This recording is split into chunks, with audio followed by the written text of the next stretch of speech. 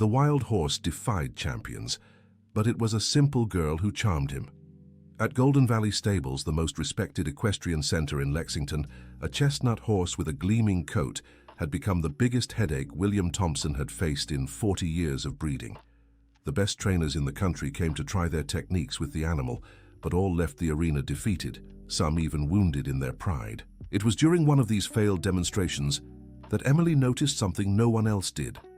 Hidden behind the wooden fence, the 12-year-old girl observed how the horse trembled every time the trainer's shouts echoed through the arena. The animal was named Thunder, and he had arrived at the stables 3 years earlier under circumstances few knew about. Mr. Thompson always changed the subject when someone asked about the horse's origins. What everyone knew was that Thunder had extraordinary beauty and impressive strength, but also a fierceness that made him completely untamable. Emily knew every corner of the stables like the back of her hand. Her mother, Sarah Johnson, had worked there for 8 years as a cleaner, always arriving before sunrise and leaving only when the last lights went out. The girl often spent her afternoons after school watching the horses, dreaming of one day riding them. On that Tuesday in March, Robert Miller, the head trainer, was visibly frustrated. Another trainer had given up on Thunder, and the stable's reputation was starting to be questioned. The businessman Richard Blackwell, owner of one of the largest agribusiness networks in the Kentucky countryside, had offered an absurd amount for the horse. But even then, Mr. Thompson hesitated. "How can I sell an animal no one can ride?" murmured the 65-year-old man, running his hand through his graying hair. "Blackwell will want to return him as soon as he finds out it's impossible." Emily heard everything from her favorite spot, behind the fence separating the main arena from the stables. She had developed a special skill for becoming invisible when adults talked about important matters. Her discreet presence allowed her to catch details others missed. What intrigued the girl most was how Thunder reacted differently depending on people's tone of voice. When Robert Miller shouted commands, the horse grew violently agitated. But when Mrs. Baker, the elderly cook at the stables, hummed while preparing meals in the kitchen near the stables, Thunder visibly relaxed. This observation led Emily to a discovery that would change everything. One day, while her mother cleaned the offices, the girl slowly approached Thunder's stall. In a soft voice, almost whispering, she began to sing a lullaby her grandmother Grace always sang. "Down by the old mill bridge, those who passed, passed. Those who didn't pass on the way out will pass on the way back." To her surprise, Thunder stopped pacing nervously in his stall and turned his ears toward her voice. His dark eyes, always alert and wary, seemed to soften for a moment. Dr. Harrison, the stable's veterinarian, was passing by when he caught sight of the scene. A middle-aged man with years of experience handling animals, he immediately recognized something extraordinary in what he was witnessing. Instead of scolding the girl for being near the dangerous horse, he watched silently. Emily kept singing softly, and Thunder slowly approached the stall bars. When she held out a carrot she had taken from the kitchen, the horse hesitated only a moment before accepting the offering. "My God," murmured Dr. Harrison, more to himself than to anyone else. The sound of the veterinarian's footsteps made Emily startle. She turned quickly, expecting a scolding, but found pure curiosity in the man's eyes. "How long have you been doing this?" asked Dr. Harrison, keeping his voice low so as not to startle the horse. "It's my first time," Emily replied nervously. "Please don't tell my mother. She'll get angry and might lose her job." Dr. Harrison approached slowly, observing how Thunder remained calm in the girl's presence. In all his years of practice, he had never seen anything like it. The horse that terrified experienced trainers was accepting affection from a 12-year-old child. "What's your name?"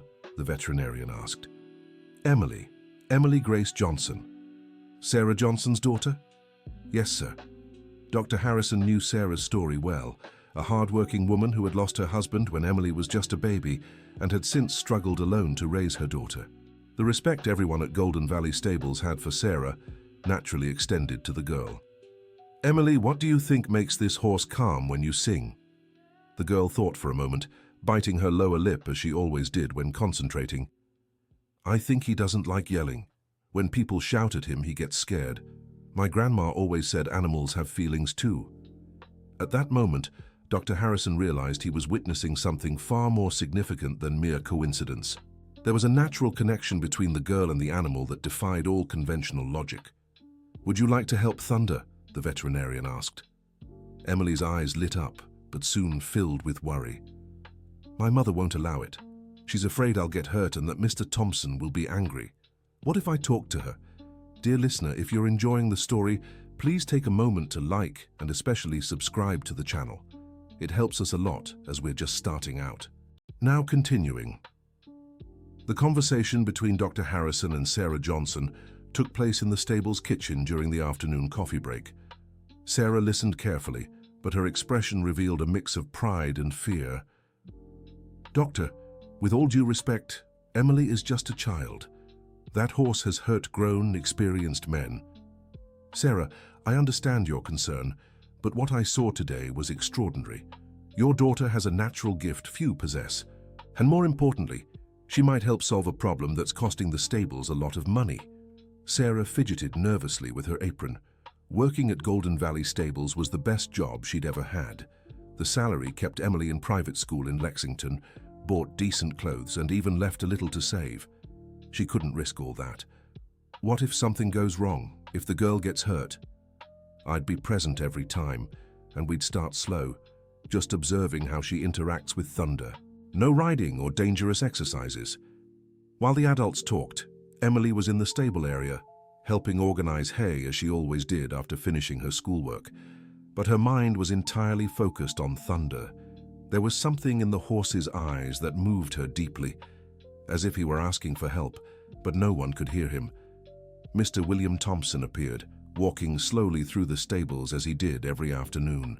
The owner of Golden Valley was a reserved man who had lost his wife 2 years prior, and since then seemed to carry an invisible weight on his shoulders. Emily always greeted him politely, but he rarely responded with more than a nod. That evening, however, something was different. Mr. Thompson stopped in front of Thunder's stall and watched the horse for long minutes. Emily noticed the man's eyes were moist. "Mr. Thompson, are you all right?" the girl asked, forgetting her usual shyness. The man startled as if pulled from a deep dream. "Emily, I didn't see you arrive. I was here organizing the hay. You seem sad, Mr. Thompson." William Thompson looked at the girl for a moment, then turned his eyes to Thunder. There was something in the child's face that reminded him of someone, but he couldn't place it. "This horse brings back difficult memories," he finally said. "Sometimes I think I made a mistake bringing him here." "Why?" "He's beautiful." "Beautiful, yes, but dangerous too. We can't do anything with him, and it's hurting the reputation of Golden Valley Stables." Emily was silent for a moment, then asked, "Have you ever tried singing to him?" The question caught Mr. Thompson off guard. He laughed for the first time in months. "Sing? Child, I can't even sing in the shower. My grandma always says everyone can sing. You just have to find the right song." There was a simple wisdom in Emily's words that touched something deep in the man's heart. Mr. Thompson remembered how his wife, Elizabeth, used to sing while tending to the horses. She had a sweet voice and always said animals understood far more than people realized. "Your grandmother sounds like a wise woman," said Mr. Thompson. "She is. She lived nearby when she was young, knew a lot of folks from around here." "What's her name?" "Grace. Grace Johnson." The name made Mr. Thompson freeze completely. He looked at Emily with an expression of shock. "Grace Johnson? John Johnson's daughter?" "I think so. Grandma always talks about Grandpa John, but he died before I was born." Mr. Thompson felt as if the world had stopped spinning. John Johnson had been his best friend in his youth and the man who taught him everything about horses. John had a special gift with animals, an almost magical ability to calm even the wildest ones. "Child, who was your father?" "Mom says his name was Michael Johnson. But he had an accident when I was very little, and I don't remember him." Mr. Thompson's heart raced. Michael had been John's son and had inherited his father's gift with horses. Mr. Thompson remembered young Michael clearly, how, at 20, he could do extraordinary things with the most difficult animals. "Emily, do you have anything of your father's, any keepsakes?" Just a photo Mom keeps, and Grandma has some of his things at her house. At that moment, Dr. Harrison appeared, looking for Mr. Thompson. The veterinarian had just finished speaking with Sarah Johnson and had news. "William, I need to talk to you about something important." "Richard, did you know a man named Michael Johnson?" The question seemed odd, but Dr. Harrison answered, "Of course I did. Michael Johnson, the horse whisperer. Why do you ask?" "This is his daughter," said Mr. Thompson, gesturing to Emily. Dr. Harrison fell silent for a long moment, processing the information. Then everything began to make sense. Emily's natural connection with Thunder, how the horse responded to her presence, the seemingly innate gift she displayed. "My God," the veterinarian murmured. "Now I understand everything." Emily looked from one man to the other, not fully grasping what was happening but sensing something very important was being revealed. "Why are you talking about my father?" she asked. Mr. Thompson knelt to meet her eye level, his own eyes damp with emotion. "Emily, your father was the best friend I ever had, and the finest horse trainer I've ever known. He saved this stable from closing many years ago." The revelation struck Emily like lightning. Her mother had always spoken little about her father, only that he'd been a good man who left too soon. Now she learned he had a deep connection to the place where she spent all her afternoons. "He worked here?" she asked, her voice trembling. "Not exactly worked. Your father had a sanctuary for rescued horses not far from here. Whenever an animal arrived injured or traumatized, everyone turned to Michael. He had a special gift. He could heal not just their physical wounds, but the wounds of their souls." Dr. Harrison added, "Your father developed revolutionary methods for rehabilitating horses. Methods based on patience, music, and lots of love. I've never seen anything like it." Emily felt her heart pounding in her chest. She was finally learning something concrete about the father she barely knew, and more importantly, she was discovering that she might have inherited something special from him. "What happened to the sanctuary?" she asked. William Thompson and Dr. Harrison exchanged meaningful glances. "After your father passed, your grandmother couldn't keep the place running alone. The horses were relocated elsewhere, and the property was sold.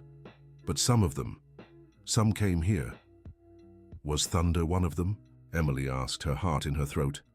"Yes," William Thompson answered, his voice thick with emotion. "Thunder was the last horse your father was treating. An animal that had suffered terrible abuse, one only Michael could calm." The revelation explained everything. The inexplicable connection between Emily and Thunder, the way the horse responded to her voice, the calm it felt in her presence. It wasn't just coincidence. It was the continuation of a bond that had begun years earlier with Michael.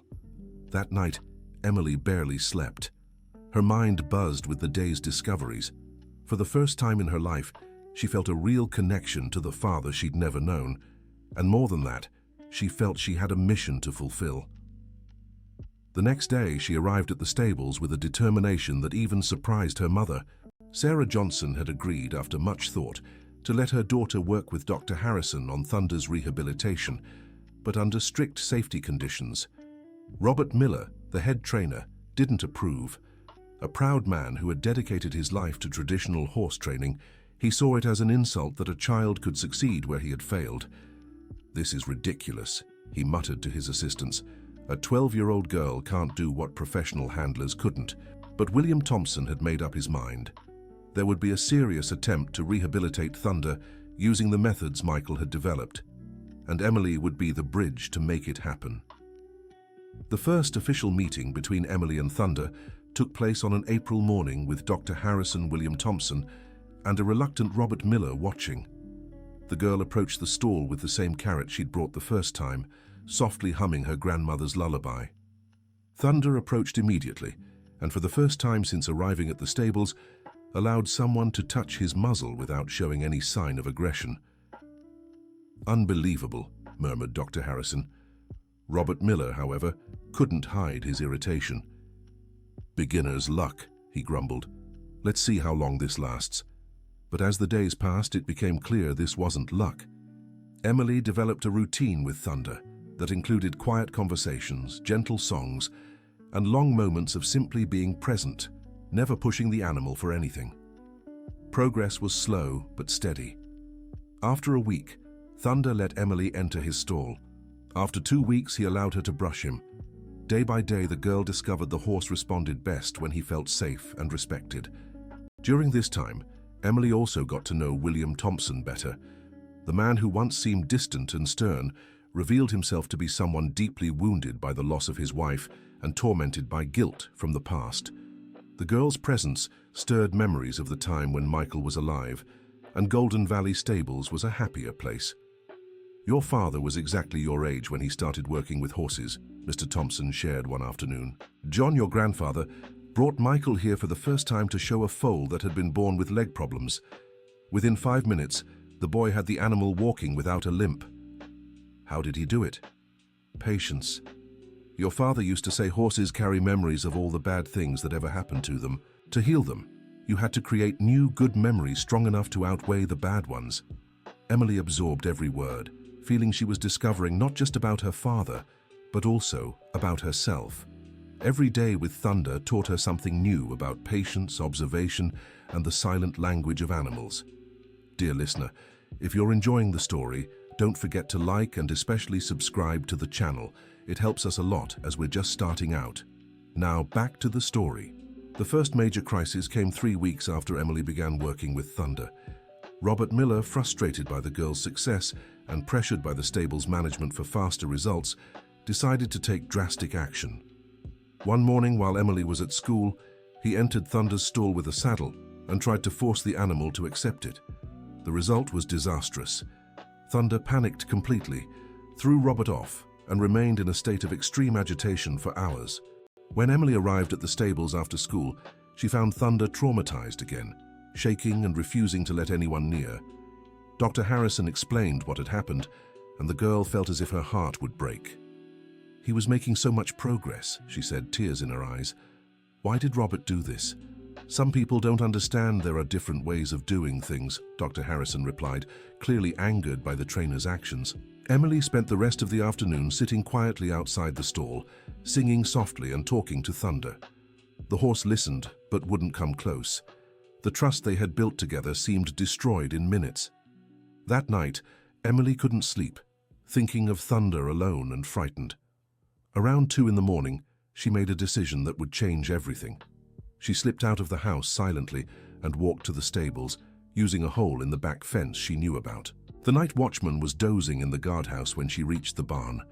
Emily went straight to Thunder's stall and sat on the ground outside, leaning her back against the wooden planks. "Hi, Thunder," she whispered. "I know you're scared. I am too, but I won't leave you alone." She began to sing the lullaby her grandmother had taught her, the same one she'd used during their first meeting. At first, her voice was barely a whisper, then a little louder, letting the melody fill the quiet night. Slowly, she heard Thunder's footsteps approaching where she sat. The horse lay down on the other side of the wooden wall, and the two spent the rest of the night there, separated only by planks, but bound by a connection that transcended any physical barrier. When Dr. Harrison arrived in the morning for his first rounds, he found the most touching scene of his career. Emily was asleep against the stall wall, and Thunder lay exactly in the same position on the other side of the wood. "Emily!" he called softly, careful not to startle the horse. The girl stirred slowly, disoriented for a moment. When she realized where she was, her cheeks flushed with embarrassment. "Doctor, I can explain—" "No need to explain anything," said Dr. Harrison, visibly moved. "You did exactly what your father would have done." From that day on, the bond between Emily and Thunder grew even stronger. The horse had endured another trauma, but the girl's constant loving presence was helping him heal once more. It was a slow and delicate process, but everyone at Golden Valley Stables could see something special was happening. Deeply touched by Emily's dedication, William Thompson made an important decision. He fired Robert Miller and appointed Dr. Harrison as the new head trainer, with specific instructions to follow the unconventional methods that were working with Thunder. News of Robert Miller's dismissal quickly reached businessman Richard Blackwell, who had been pressuring for months to buy Thunder. Blackwell saw the change as an opportunity to increase the pressure on William Thompson. "Thompson, "You're making a mistake," Blackwell said during an unannounced visit to the stables. "That horse is costing you money and your reputation. My offer still stands, and it's generous. I appreciate your interest, Blackwell, but Thunder is not for sale. Don't be stubborn. You know you can't do anything with that animal, and I have specific plans for him." Emily, who happened to be passing by the office during the conversation, stopped to listen. There was something in Richard Blackwell's tone that made her uneasy. "What kind of plans?" asked William Thompson. "I own a specialized breeding farm. Thunder has the perfect genetics to produce high-quality foals. With modern techniques, he wouldn't even need to be tamed for it."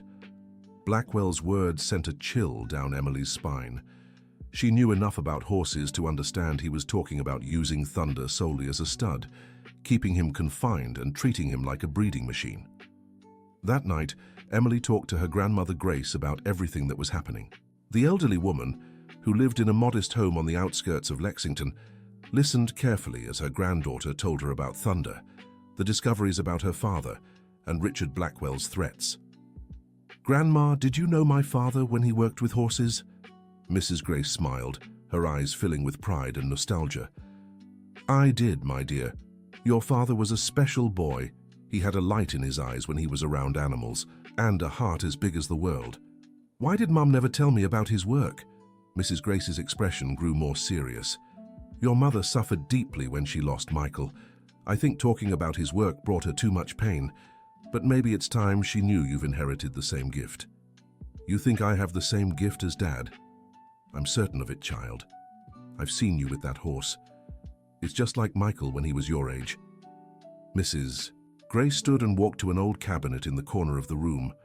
From inside, she pulled out a wooden box Emily had never seen before. "This box has some of your father's things. I think it's time you saw them." Inside were photographs, letters, and a few documents. Emily examined everything carefully, feeling as though she were meeting her father for the first time. In one photo, she saw Michael sitting beside a horse, both looking completely at peace. "Grandma, what's this?" Emily asked, holding up an official document at the bottom of the box. Mrs. Grace put on her glasses and studied the paper. "That, my dear, is the original deed to your father's sanctuary." The document showed that Michael had legally owned 50 acres where his horse rescue sanctuary once operated.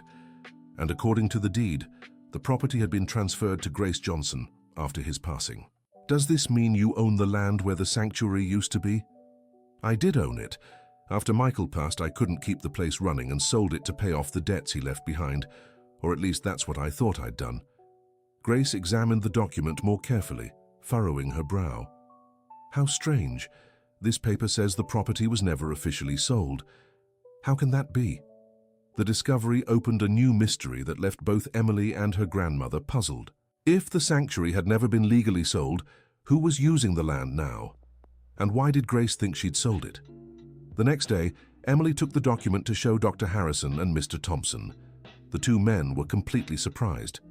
"Grace never sold the sanctuary?" Mr. Thompson asked, inspecting the deed. "But I saw her sign papers back then." "What kind of papers?" Dr. Harrison asked. "I don't remember exactly. Everything was so confusing after Michael passed. Grace was desperate about the debts and someone showed up offering financial help." Emily felt a chill in her stomach. "Who offered help?" Mr. Thompson thought for a moment. "It was Blackwell. Richard Blackwell. He said he'd buy the sanctuary to expand his farm." The revelation changed everything. If Richard Blackwell had tricked Grace into signing documents that transferred land use without officially transferring ownership, it meant he'd been using someone else's property for years. "We need to uncover the truth," Dr. Harrison said. "If Grace is still the legal owner, this changes a lot." Emily knew she had to talk to her grandmother about these discoveries, but first, she wanted to check a growing suspicion. That afternoon, after spending time with Thunder, she asked Mr. Thompson, "Do you know exactly where Thunder came from?" "From your father's sanctuary. Why do you ask? And where exactly was the sanctuary located?" Mr. Thompson described the location, and Emily realized it matched the property mentioned in the deed she'd found at her grandmother's house. "Does that mean Thunder came from land that still belongs to my grandma?" "Seems that way," Mr. Thompson replied, starting to grasp the implications. If Thunder had come from the sanctuary that still officially belonged to Emily's family, and if Richard Blackwell had acquired the horse under questionable circumstances, it meant he had no legal right to sell it. The discovery gave Emily new hope, but also brought fresh worry. If Blackwell found out he might lose both the land and any claim to Thunder, he could take desperate measures. Dear listener, if you're enjoying the story, please take a moment to like and especially subscribe to the channel. It helps us a lot as we're just getting started. Now, back to the story. The investigation into the sanctuary's legal status revealed a complex web of forged documents and illegal maneuvers. Dr. Harrison, who had a lawyer brother, arranged for an expert to examine the papers. The results were even more shocking than they'd imagined. Richard Blackwell had forged a sales deed, taking advantage of Grace's desperation and her limited formal education to make her sign documents she didn't fully understand. This is a very well-planned scam, the lawyer explained. Blackwell had her sign a long-term lease agreement but presented it as a sale.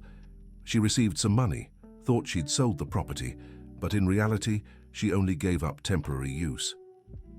The discovery meant that Mrs.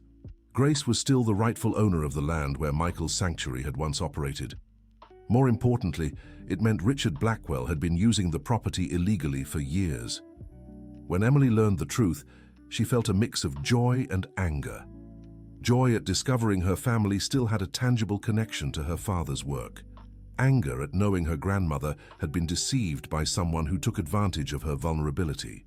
"Grandma, you can reclaim the land," Emily explained during an evening visit to Mrs. Grace's home. "But dear, I don't have the means to keep a sanctuary running. I don't have the money or the know-how for that." What if we did something different? What if we turned it into something new but still honored Dad's memory? The idea began taking shape in Emily's mind.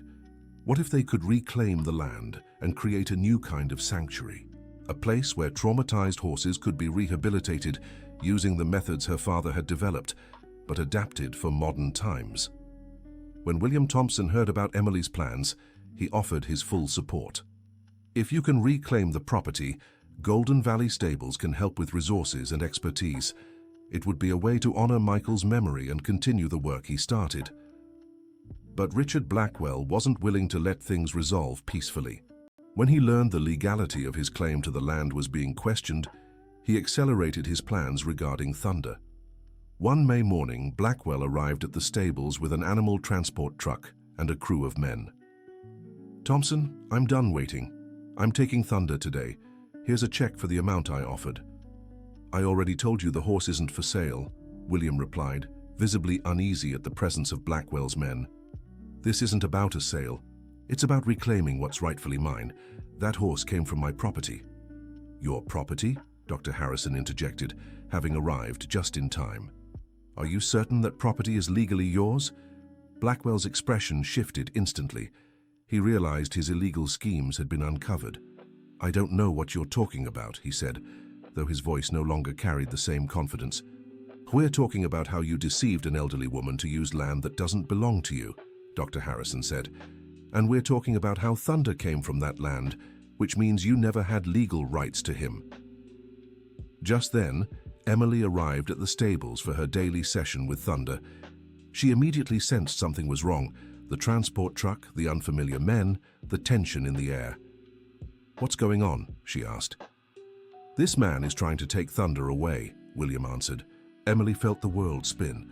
The thought of losing Thunder, especially to someone who only wanted to use him for breeding, was unbearable.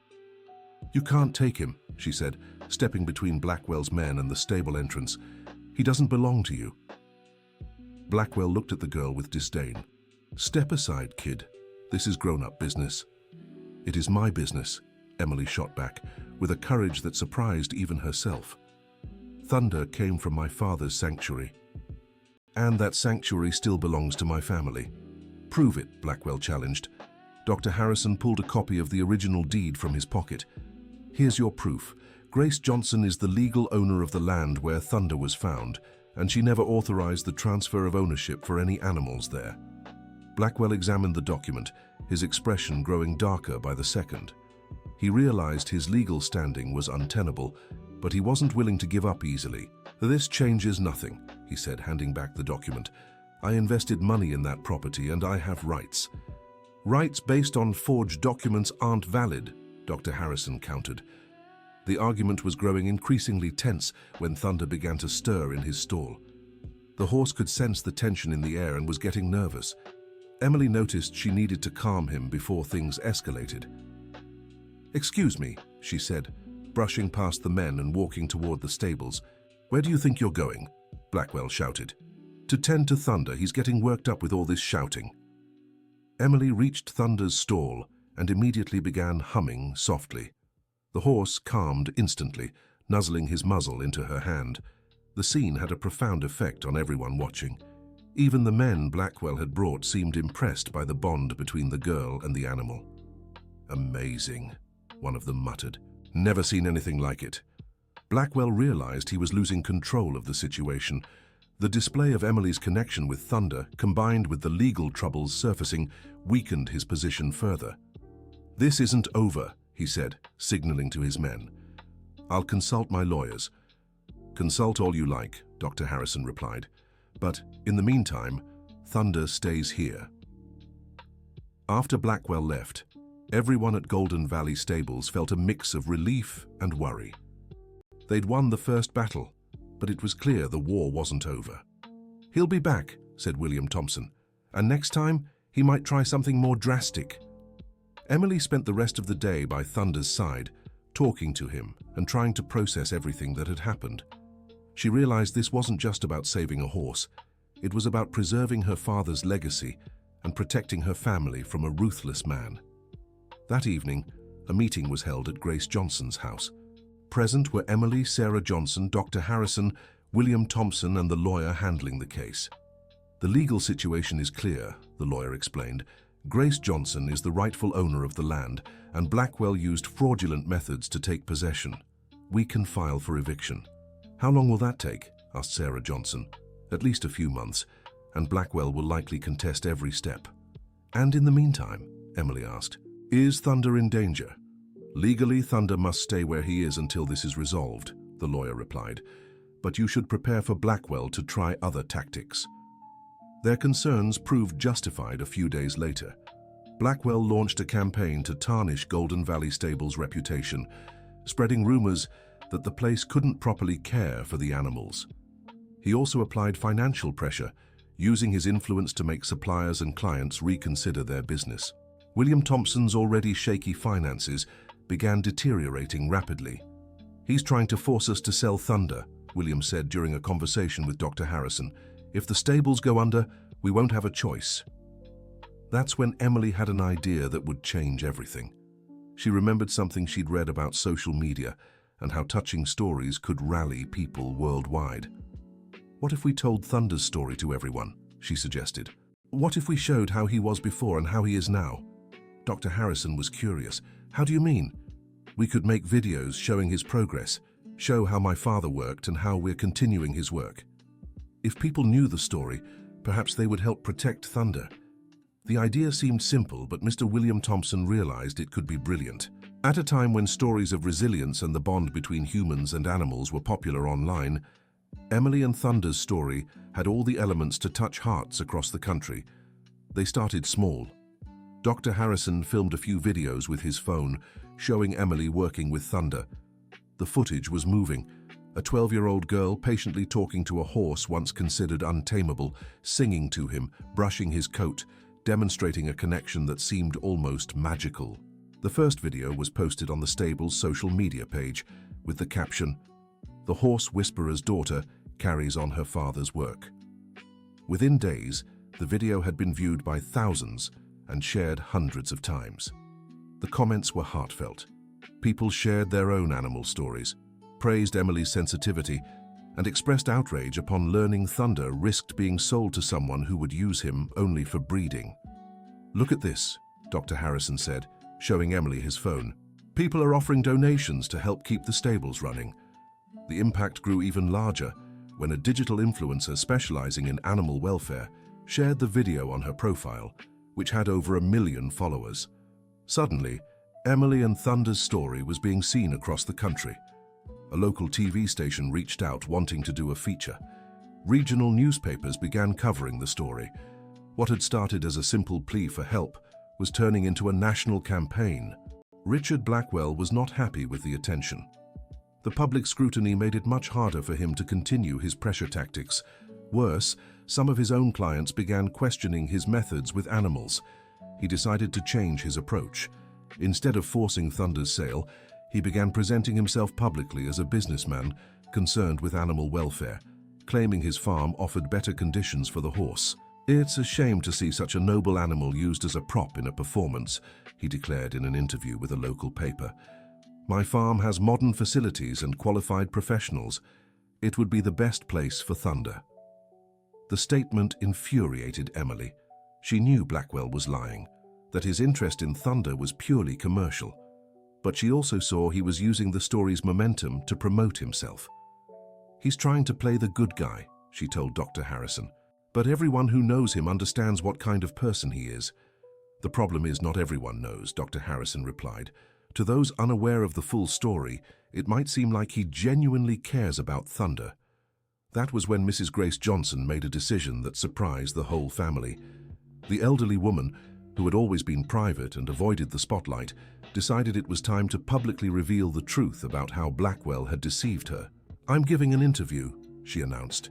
"People need to know what kind of man he is."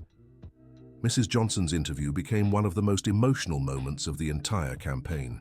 Speaking with dignity and clarity that moved everyone, she shared how she had lost her son, fought to keep the sanctuary running and been tricked by Blackwell in a moment of deep vulnerability.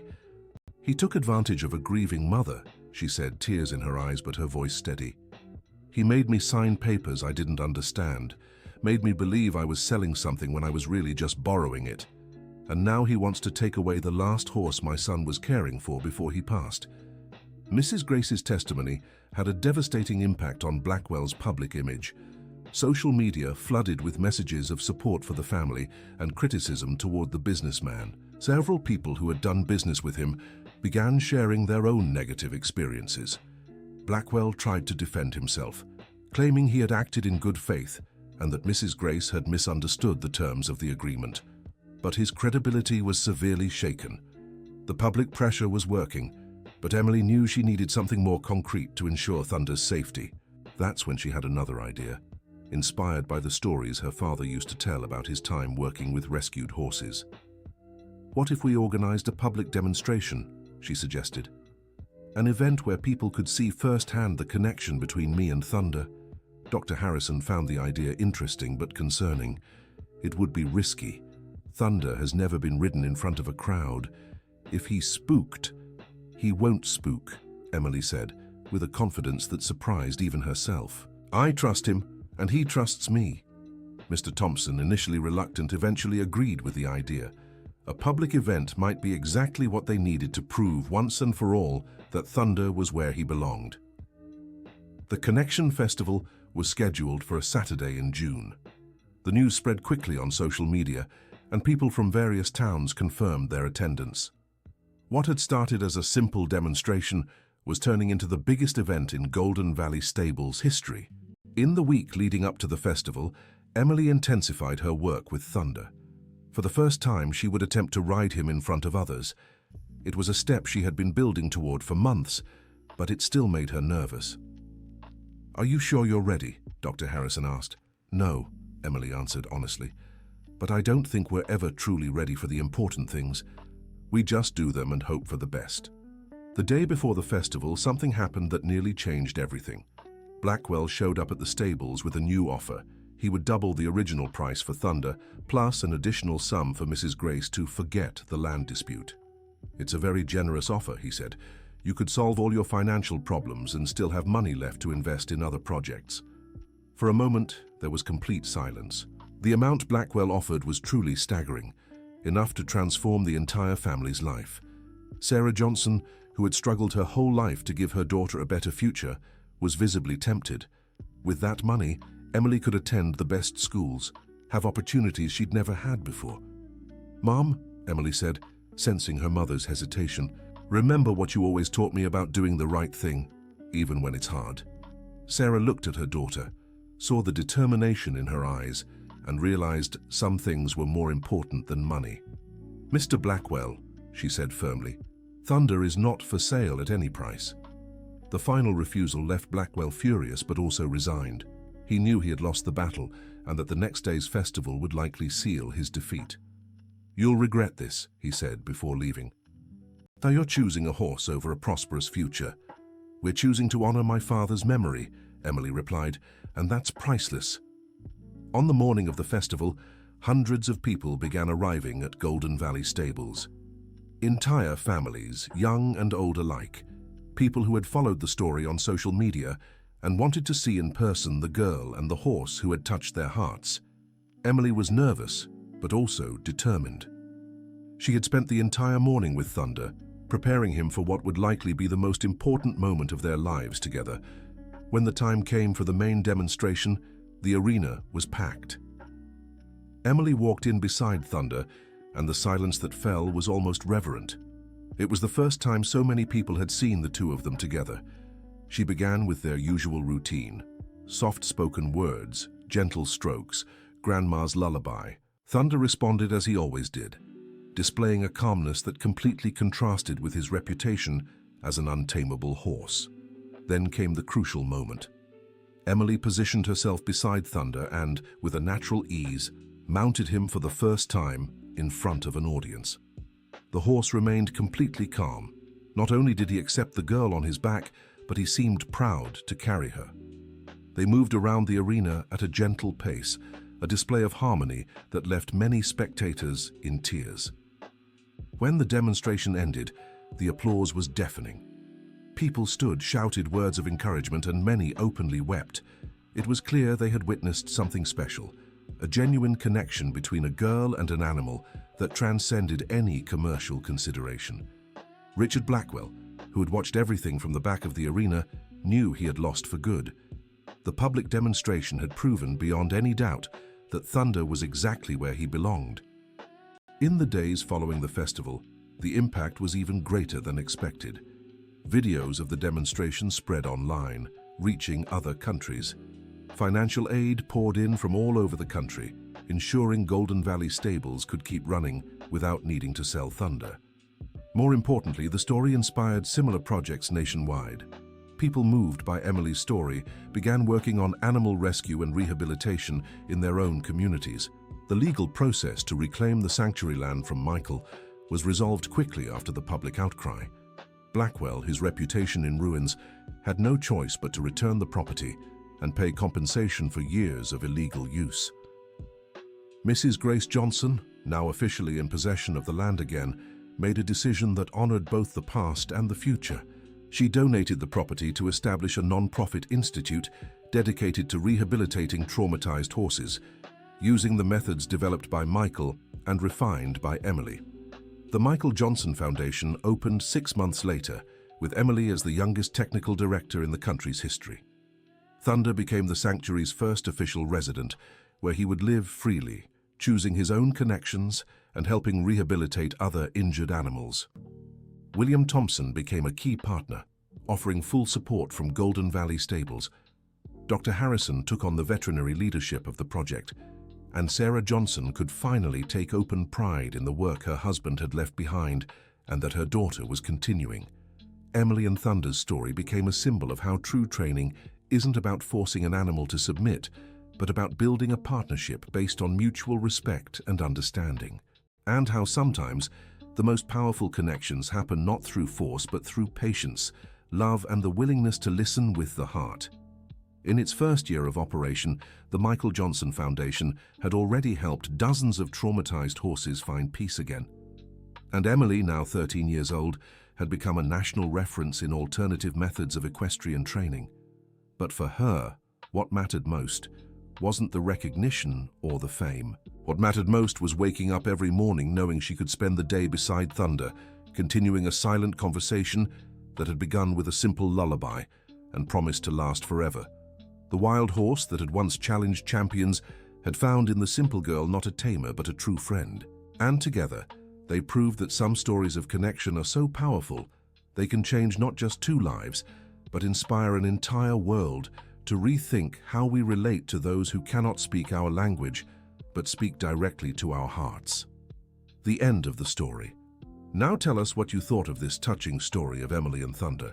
Do you believe the true connection between humans and animals can overcome any obstacle? Share your thoughts in the comments, and if this story moved you as much as it moved us to tell it, don't forget to leave your like, and most importantly, subscribe to the channel so you don't miss other stories celebrating the strength of love and perseverance. Thank you for joining us on this heartwarming journey.